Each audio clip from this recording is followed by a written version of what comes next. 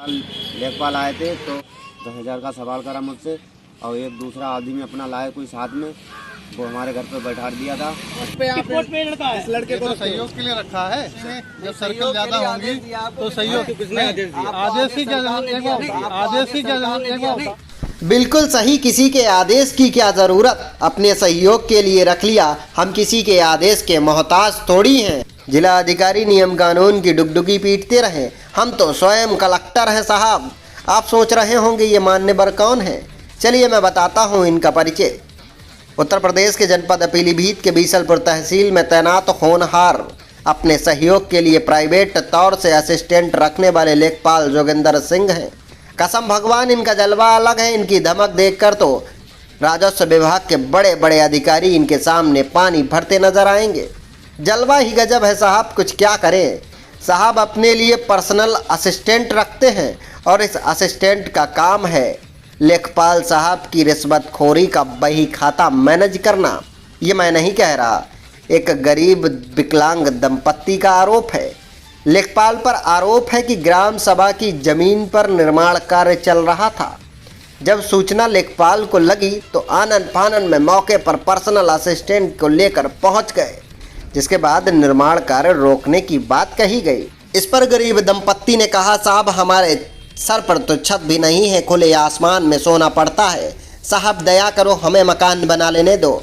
दयावान दयालु लेखपाल को दया आई और धमाक से 10,000 की मांग कर दी। 10,000 की मांग करने के बाद अपने पर्सनल असिस्टेंट को विकलांग दंपत्ति के पास छोड़कर चला गया। ये असिस्टेंट सिर्फ और सिर्फ रिश्वतखोरी का काम करता है। हालांकि वीडियो में भी लेखपाल ये कहता नजर आया कि सर्किल बड़ा है, काम ज़्यादा है, इसलिए बिना किसी आदेश के मैंने सहयोग के लिए एक लड़का रखा हुआ है।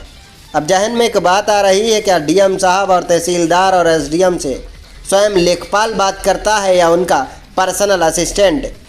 क्योंकि बड़ी दबंगई के साथ नियम कानून को तोड़ते हुए डीएम साहब की ईमानदारी के ऊपर भ्रष्टाचार का झंडा गाड़ते हुए, एसडीएम साहब के उसूलों को तमाचा मारते हुए, तहसीलदार के गुरूर को तोड़ते हुए इस लेखपाल ने अपने बाहुबल पर पर्सनल असिस्टेंट रखा हुआ है। जब असिस्टेंट रखा तो उसको तनख्वाह भी देता होगा। कितना देश प्रेमी है ये कि सर्किल बढ़ गया तो असिस्टेंट रख लिया, लेकिन तहसीलदार से, एसडीएम से, डीएम से जरा भी मना नहीं किया। लेखपाल इतना ईमानदार है कि डीएम की कुर्सी भी संभाल लेगा अगर 10 से 12 असिस्टेंट मिल जाएं तो। मेरा सवाल है जिला के आला अधिकारियों से, मेरा सवाल है तहसील के अधिकारियों से, क्या इस पर्सनल आउटसोर्सिंग असिस्टेंट के बारे में अधिकारियों को नहीं पता? यहाँ रिश्वतखोरी को नए पैमाने पर लाया जा रहा है, इसकी भनक क्या अधिकारियों को नहीं है? मेरे ज़िले में आला अधिकारियों से सवाल है कि कोई लेखपाल अपनी मर्जी से असिस्टेंट रखकर सरकारी काम में दखल दे सकता है क्या? बड़ा गंभीर सवाल है साहब कि लेखपाल अपने लिए सर्किल बड़ा होने की वजह से असिस्टेंट रखता है और सीधे अधिकारियों के मुंह पर तमाचा मार देता है। मुझे किसी के आदेशों की ज़रूरत नहीं, ये भी साथ में कह रहा है। शर्म आनी चाहिए ऐसे प्रशासन को जिसके कर्मचारी उसके हाथ से निकल चुके हैं। फिलहाल ये देखना होगा कि गरीब दंपत्ति को कब न्याय मिलेगा और इस पर्सनल असिस्टेंट रखने वाले दबंग भ्रष्टाचार के आरोप में लिप्त लेखपाल पर कब कार्रवाई होगी।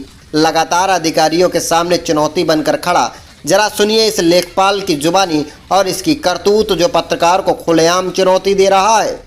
अधिकारियों के नियम कानून को अपने पैरों की जूती तले रौंदने का काम कर रहा है। लेखपाल साहब बताइए किस पोस्ट पे आप इस लड़के को सहयोग के लिए रखा है? सहयोग के लिए किसने दिया? 15 नहीं, सहयोग के लिए आदेश किसने दिया? नहीं, सहयोग क्यों नहीं करेंगे? जब सर्कल ज्यादा होंगी तो सहयोग किसने आदेश दिया? आदेश ही क्या नहीं, आपको सरकार ने आदेश दिया। क्षेत्र में लेखपाल होना चाहिए, नहीं होना चाहिए, नहीं होना चाहिए। डालो, काम करने दो।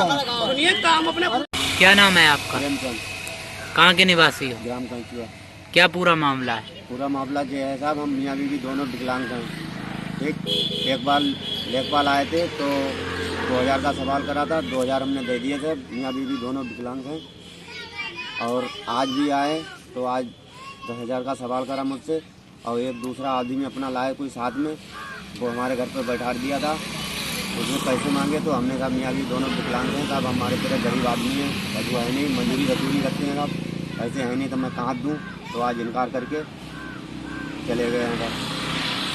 बैठ नहीं सकते यहाँ हम दूसरे के घर कैसे बैठे हो?